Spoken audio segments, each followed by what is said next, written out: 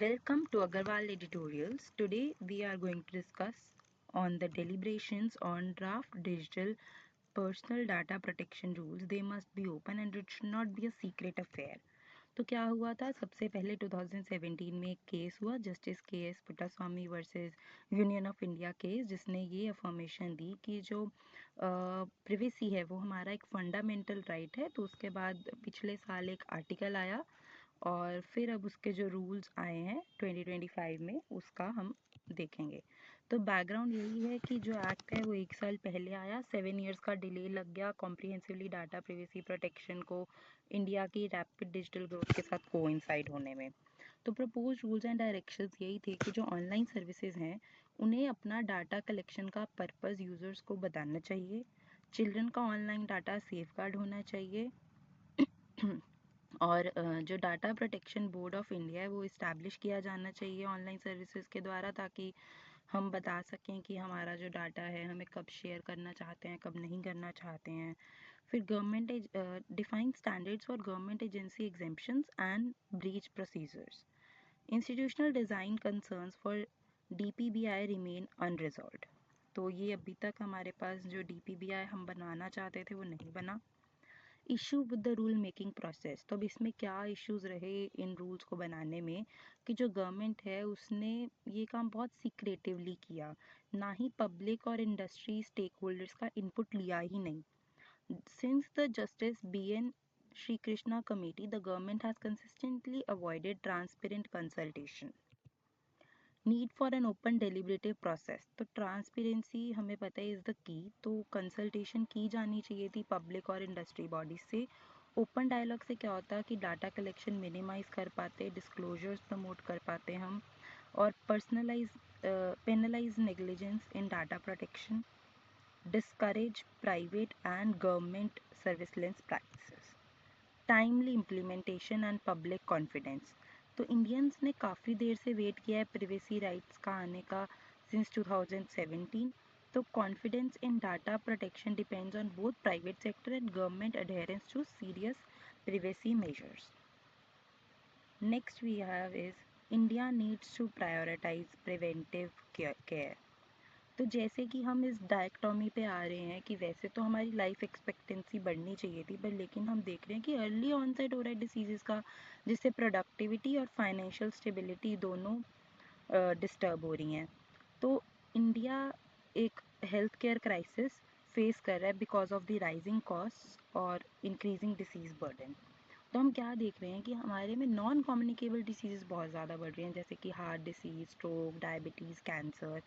तो अब नियरली इन 2022 हमने देखा कि ऑलमोस्ट अबाउट 65% जो डेथ थी वो नॉन कम्युनिकेबल डिसीजेस के कारण हुई, और ये तो हम 15% बढ़ गए हैं 2010 और 13 से, जब यहाँ पर 50% डेथ्स थी एज पर नेशनल फैमिली हेल्थ सर्विस।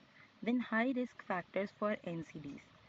क्या हम देख रहे हैं कि कम से कम अगर हम 4 एडल्ट को देखते हैं तो उनमें से एक तो हाइपरटेंशन से सफ़र कर ही रहा है, 8 में से एक डायबिटीज़ से कर रहा है। तो median diagnosis age for cancer जो है वो भी अब अर्लियर हो गया than before. Economic burden of health care जो है, अब यूनियन बजट 2024 में 87,000 के ऑलमोस्ट करोड़ जो भी है हेल्थ एंड फैमिली केयर के लिए अलॉट किया गया, जो कि 13% ज़्यादा था पिछले साल से, पर लेकिन वो अभी भी इनसफिशेंट है। जो टोटल हेल्थ एक्सपेंडिचर एस्टिमेट था फॉर 2021-2022 वर 7.9 लाख पर crore, 7.9 lakh crore, with household spending covering more than half। अब प्रोजेक्टेड कॉस्ट ऑफ जो एनसीडीज है वो क्या है कि डब्ल्यूएचओ ने एस्टिमेट किया है कि हमारा इकोनॉमिक कॉस्ट जो है वो इंडिया का बढ़ने वाला है नॉन कम्युनिकेबल डिसीजेस का, जो और वो ऑलमोस्ट 280 लाख करोड़ हो जाएगा 2030 तक, जो कि इक्वलेंट है ऑलमोस्ट 2 लाख पर हाउस होल्ड से। तो राइजिंग हेल्थ केयर के जो एक्सपेंसेस और प्रोडक्टिविटी लॉसेज है उससे लोअर इनकम और मिडिल इनकम फैमिलीज़ को तो बहुत ज़्यादा इम्पैक्ट पड़ेगा। बेनिफिट्स ऑफ प्रिवेंटिव केयर क्या रहने चाहिए कि रेगुलर स्क्रीनिंग हो सीरियस डिसीज़ का, और जो भी एसोसिएटेड इकोनॉमिक इम्पैक्ट्स हैं वो उससे कम हो जाएंगे। एक लार्ज हॉस्पिटल नेटवर्क होना चाहिए जिसमें स्क्रीनिंग ऑफ 1000 पीपल रिवील करता है कि एटलीस्ट 3 को प्रायोरिटी वाइज केयर चाहिए।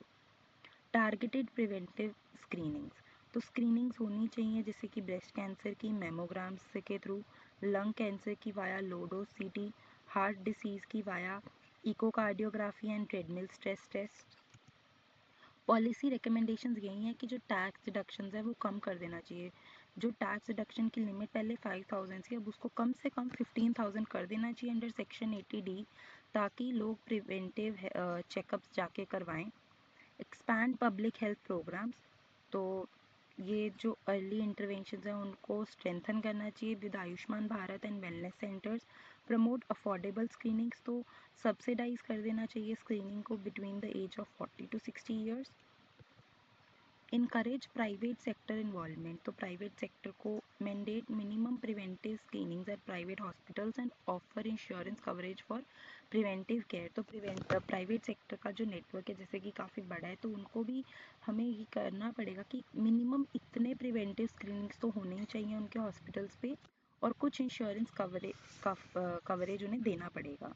Use tax revenues for public health, जो डायरेक्ट हम 35% GST तंबाकू या शुगरी ड्रिंक्स पे लेते हैं उसको डायरेक्टली पब्लिक हेल्थ के लिए यूज़ करना चाहिए। कंक्लूजन यही है कि हम अगर प्रिवेंटिव हेल्थ केयर पे फोकस करेंगे तो काफ़ी ज़्यादा हम हेल्दियर और इकोनॉमिकली रिजिलियंट सोसाइटी बना पाएंगे।